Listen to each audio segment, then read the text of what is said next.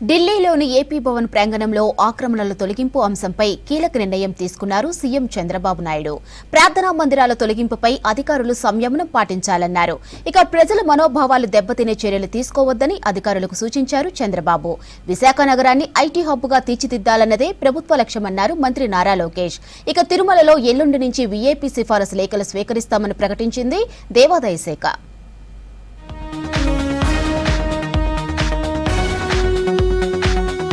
ఢిల్లీలోని ఏపీ భవన్ ప్రాంగణంలో ఆక్రమణల తొలగింపు అంశంపై అధికారులతో మాట్లాడారు సీఎం చంద్రబాబు. 0.37 ఎకరాల్లో ఆక్రమణలను అధికారులు గుర్తించారు. 2 ప్రార్థనా మందిరాలు ఉన్నాయని, వాటిని తొలగించాల్సి ఉందని సీఎం దృష్టికి వారు తీసుకెళ్లారు. ప్రార్థనా మందిరాల తొలగింపుపై సంయమనం పాటించాలని, ప్రజల మనోభావాలు దెబ్బతినే చర్యలు తీసుకోవద్దని అధికారులకు చంద్రబాబు సూచించారు. రాష్ట్రానికి వచ్చే 91 పెద్ద కంపెనీలు సిద్ధంగా ఉన్నాయన్నారు మంత్రి నారా లోకేష్ తెలిపారు. పెద్ద కంపెనీలకు అవసరమైన అనుమతులను త్వరగా మంజూరు చేసేందుకు ప్రతి కంపెనీకి ఒక నోడల్ ఆఫీసర్ను నియమించాలని అధికారులను ఆదేశించారు. ఉండవల్లిలో నివాసంలో ఐటీ, ఎలక్ట్రానిక్స్ శాఖల ఉన్నతాధికారులతో మంత్రి లోకేష్ సమీక్ష నిర్వహించారు. విశాఖ నగరాన్ని అత్యాధునిక సాంకేతికతల కేంద్రంగా ఐటీ హబ్గా తీర్చిదిద్దాలన్నది ప్రభుత్వ లక్ష్యమన్నారు నారా లోకేష్. ఏపీ సత్యసాయి జిల్లాలో వీర జవాన్ మురళీనాయక్ కుటుంబాన్ని పరామర్శించారు మాజీ CM YCP chief YS Jaganmohan Reddy. Party తరపున 25 లక్షలు ఆర్థిక సాయం ప్రకటించారు. ఉదయం పార్టీ నేతలతో కలిసి జవాన్ ఇంటికి వెళ్లారు జగన్. అక్కడ మురళీనాయక్ కుటుంబ సభ్యులను కలిసి ఓదార్చారు. వీర జవాన్ మురళీనాయక్ జీవితం స్ఫూర్తిదాయకమని, ఆయన త్యాగానికి ప్రజలంతా రుణపడి ఉండాలన్నారు. జవాన్ వీరమరణం పొందితే 50 లక్షల రూపాయలు ఇచ్చే సంప్రదాయాన్ని తమ ప్రభుత్వం మొదలుపెట్టిందని చెప్పారు జగన్. రాష్ట్ర ప్రభుత్వం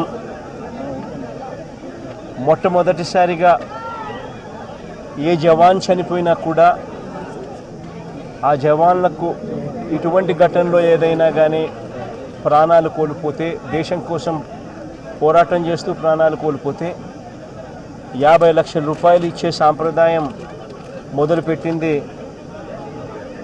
వైఎస్ఆర్సీపీ ప్రభుత్వ హయాంలో మొదలుపెట్టినందుకు చాలా సంతోషపడతా ఉన్నాం. ఆ సాంప్రదాయాన్ని కొనసాగిస్తూ ఇప్పటి ప్రభుత్వం కూడా 50 లక్షల రూపాయలు మురళి కుటుంబానికి ఇవ్వడానికి ముందుకొచ్చినందుకు ఈ ప్రభుత్వానికి కూడా కృతజ్ఞతలు. తిరుపతి జిల్లా తిరుమలలో ఎల్లుండి నుంచి వీఐపీ సిఫారసు లేఖలు స్వీకరిస్తామని దేవాదాయ శాఖ ప్రకటించింది. తెలుగు రాష్ట్రాల ప్రజాప్రతినిధుల సిఫారసు లేఖలపై ఎల్లుండి నుంచి బ్రేక్ దర్శనాలు ఉంటాయని తెలిపింది.